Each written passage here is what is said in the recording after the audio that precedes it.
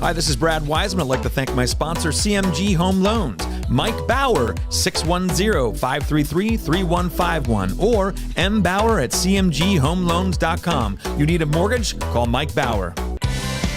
Hello, this is Brad Weisman. You're listening to Real Estate and You. We are back in the studio, and we have a very, very special show today. It's not as much about real estate as it's about success and following your dreams and all that other kinds of stuff. So we have an amazing guest here today, Chad Henne. How are you doing? Great. I'm doing well. Thanks for having me. Good. You're golfing a lot, I heard? I'm trying. You're trying. I don't think my score is doing anything about me playing more. Okay, so you're not going to be in the Super Bowl of golf at all or anything like that? No, I'm not going to be a Tony Romo, that's for sure. No. Amazing. So first off, thanks for being here. I really appreciate it. Thanks for having me. You're back home now, and the first thing that I want to say is you're retired. Retired. How does that feel or sound?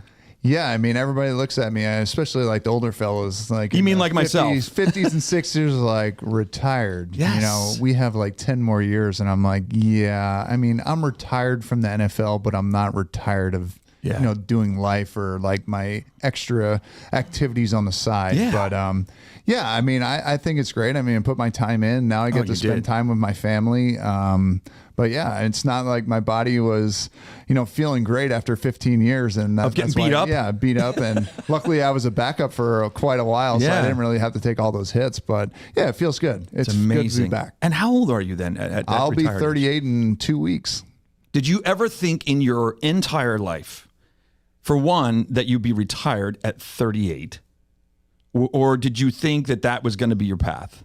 Yeah, I mean, obviously, coming out of high school with all the success and, I gave myself an opportunity not knowing that obviously I would have a 15-year NFL career, but it did go that path, and my goal was 12 years, so I could have been retired 3 years prior, but I stuck it out, and I'm glad I did. But at the same time, it's just family time. I spent a lot of time in the building, studying, putting my body through, torture most of the time. But here I am, and I'm glad I went through that process. Well, we're glad you did too, and congratulations for all of that. It's just amazing. So I'm just going to read through your accolades, which is just phenomenal. So first, I'm just going to go through this so people understand, what you've done, because I didn't realize until today or yesterday when I was studying about you.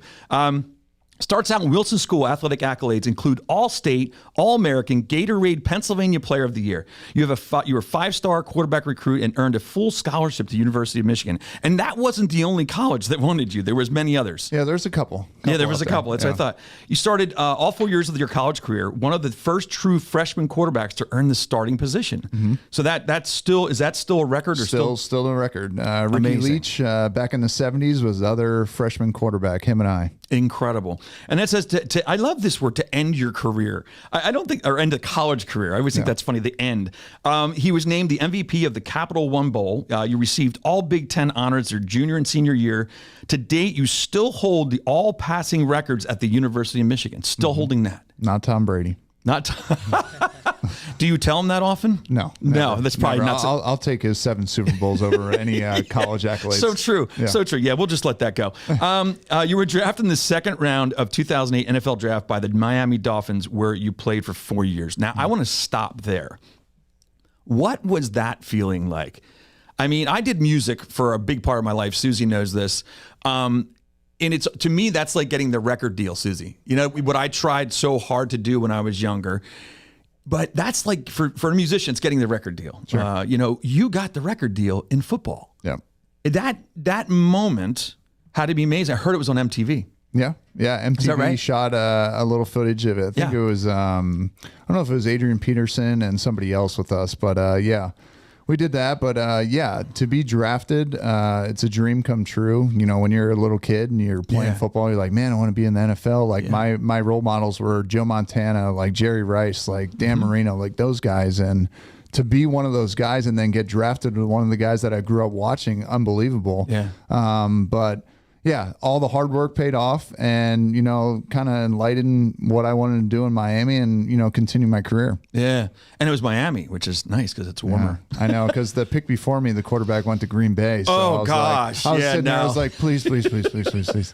It changes your wardrobe like really quick. Oh, my God. Really quick. A lot of white. Oh, A yeah. lot of white. Not as much sand, right? Yeah, for exactly. So we'll go from there to Miami. And then you moved on to play for Jacksonville Jaguars, which is nice because you stayed in Jacksonville. You stayed in the Florida area, which is great. No state tax. No state tax, which is wonderful. It is such a great thing. I have a buddy who just moved there just because of that reason. And he's with the NFL, actually. He's NFL Films. And last stop was Kansas City Chiefs, of course, where you spent 5 seasons. You finished your career going to 6 straight AFC championships and 2-time Super Bowl champ. Did you bring the rings? I didn't. You didn't bring the rings. Son of a gun. That's it. Podcast over. No, just kidding. No. Just kidding. Just kidding. Look on my Instagram, I brought mine. you can see I it. brought mine. Yeah, we Yeah, got it. Jess is very Yeah, excited so- that I brought that. There you go. Then it said you announced your retirement after the 15-year career. And now you're doing something different. It's a new company. It's something you're doing to help younger people. It's 24/7 QB, your quarterback. You're training quarterbacks in the area. Yeah. I think that's awesome. Yeah, I feel like I have all this information, and I didn't want to go the route like, yeah, I could be Andy Reid's disciple and coach under him or go to college. Right. I just felt like I want to spend more time with my family, and with this process, I get to set my own schedule and can be around the kids whenever I want. I love it. And I love also what the company, you have 3 things that are with the training that you're doing for young kids. It's live, learn, and love. No. You know, when I was looking at this last night and day before, I love that it's not just about the game. Right. It's you're like it's a whole person. It's a process. Yeah. And I think that's the most important thing. It's not just what you do on the field, because everybody sees that. Right. It's really when you're behind the lights and when the lights are turned off. What are you doing then? Are you taking care of your body? Are you stretching? Are you doing the film work that you really need to do? And I feel like I have all those, attributes that I learned as an athlete that I can really give back to the youth. Yeah, and then there's the learn part. You said the fundamental leadership. Leadership is very important, obviously as a quarterback too.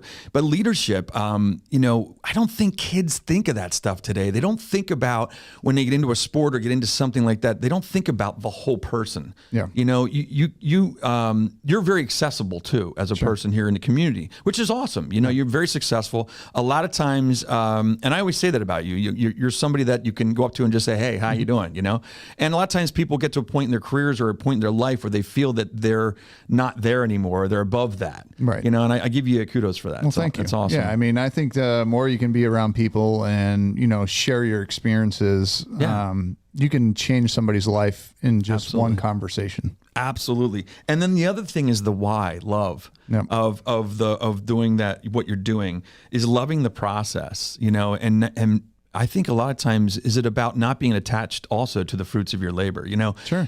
You're doing it because you love to do it. Yeah. Not because you're looking at this contract or whatever it is ahead of you. And that's something that you're teaching them. Right. There's different attributes. I mean, you can say, all right, I'm, winning Super Bowl, trophies. I'm doing this, but are you really loving it? Like, do you love the grind? Because everything's not easy. You're going to have your ups and downs each and every day. But if you can enjoy it and say, hey, I learned from this down and make it a positive, you're going to be such a better person throughout life. Absolutely. Absolutely. And then the consistency, striving to be your best, appreciation for others, which I love, and loving yourself plus what makes you you. I think a lot of people forget to do that. They forget to love themselves, and it's okay to love yourself. A lot of times people think that that's egotistical. It's not. No. Because if you don't love yourself first, you can't give anything out. You can't give anything to anybody else. And I think, find yourself first, love yourself, and then, do what makes you happy. Absolutely, absolutely. So let's go back a little bit. Some of the stuff I thought, when was the first time you threw a football and went, wow, this is something I love to do? Do you remember that point? I was always a running back and linebacker. That's right. My wife told me that this morning, and I was supposed to know that, and I forgot. So no worries. So I started playing quarterback in 9th grade. Ninth grade. I was always a baseball pitcher. I knew I had a strong arm, but never really played quarterback until 9th grade. And 8th grade, we have 2 high school or junior highs Wilson, and then Wilson Central and Southern. And now it's obviously Green Valley and Southern, but same thing. And our high school coach, we had the game together, and the high school coach was in the stands at that game. I threw a halfback pass for like 30 yards for a touchdown. The next morning, he brings me up in the high school and he goes, "We're going to transform you into a quarterback." And let it be, my dad's crazy. very old school. He's, hard-nosed offensive lineman. He goes, "Quarterback, what?" He's like, "You're going to be soft."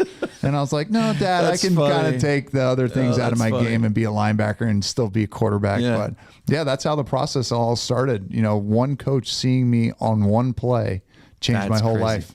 But that's somebody that saw something in you that you didn't see in you, absolutely, that nobody else saw in you. Yep. And those are people that created part of your legacy. Absolutely, isn't it amazing? Jim Contafio. Yep. So is he still around? Yeah, I was actually just with him this morning. So we're going to start up camps. Even though I do the 24/7 quarterback, he does SVS. He's based out of Lancaster and does a lot of things. And I kind of want to do Lancaster as well, but I want to bring it all back to Berks County. Yeah, that's great. What a great story.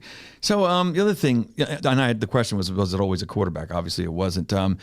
Is there other sports that you excel in? You said baseball. You were doing baseball. Yeah, so I stopped baseball when I got done with 8th grade, and then I switched over to track and field, and I threw javelin. I was on the 4x1. I was on the runner-up state title team my junior year in track. Basketball, I played basketball, so I played all 3 sports. And nowadays, it's a different lifestyle. Yeah, that's amazing. Everybody wants to transform into one sport, especially early on. I would say I disagree. I know it's going to be hard because you have to practice all 3, but if you can keep multiple sports, it's going to make you a better athlete. I was just going to say, do you find that those other things that you did, the other sports that you played, do you feel that made you a better quarterback? Absolutely. I mean, movement on the basketball field. I mean, track, obviously speed, but at the same time, it gave me a break from my main sport and relieved all the stress, all the stuff that I was going through. I could just say, I'm done with football today. And guess what? I get to go shoot hoops with my buddies. Yeah, that's great. That's really awesome. So do you have any musical talents? No. Okay. That was a quick answer, right? So I started the snare drum for 2 weeks when I was in 3rd grade. I think I took my dad's old snare drum from like 1960s, 70s and revamped it. But I felt like I could just go into that class in 3rd grade and just beat the shit out of the drums. Yeah. Not the case. Didn't work out so well. They just said, no, you need to do this and that. And I felt like it was too slow for me. Amazing. Now you're married, obviously, and you have 2 kids. Jason, is it Jason? Chase. Why did I write Jason down? I wrote Jason down. Well, maybe you're going to have another one named Jason. Chachi, Oh, okay. No. And Hunter. Yep. There we go. And Hunter. So you moved back to Berks County after being, Jacksonville, what, Florida. You were in Michigan. You were, different place. Why back to Berks County? What brings you back besides family? Yes, besides family. I mean, obviously, Brittany, my wife, we grew up here. Both went to Wilson. Family is a big thing, but at the same time, I just felt like the people here. I love the atmosphere here. I feel like it's a hardworking community. It's not, white collar. I feel like it's still blue collar. And just the way people are raised here is just different. Yeah. I've been multiple cities throughout the U.S. and I felt like Berks County just had it in my back of my mind. I'm like, that's exactly where I want to raise my kids and, give them that mindset of, hey, you have to work for what you get. I don't know. Florida's really nice. I don't know. I just maybe 15 years after the kids 15, are out. Exactly. Then go back down there. Yeah, that's so true. Bounce around. So besides the Super Bowls, I should say, what are some of your favorite moments in those 15 years? The Super Bowls are a given. What are some of your favorite moments? What are some of the moments that you're like, gosh, I'm so glad I'm doing this, or I can make a difference while I'm doing this? Yeah, I mean, I think there's multiple games, but I think besides the games, I think everything's a network, and you know this as well. Yep. And the people that you meet throughout the process is what really enlightened me that, man, like there's some really, really good people. Yeah. And there's some really bad people. Yeah. But at the same time, you learn so much from different people, and that helps out throughout the experience and makes the experience so much better.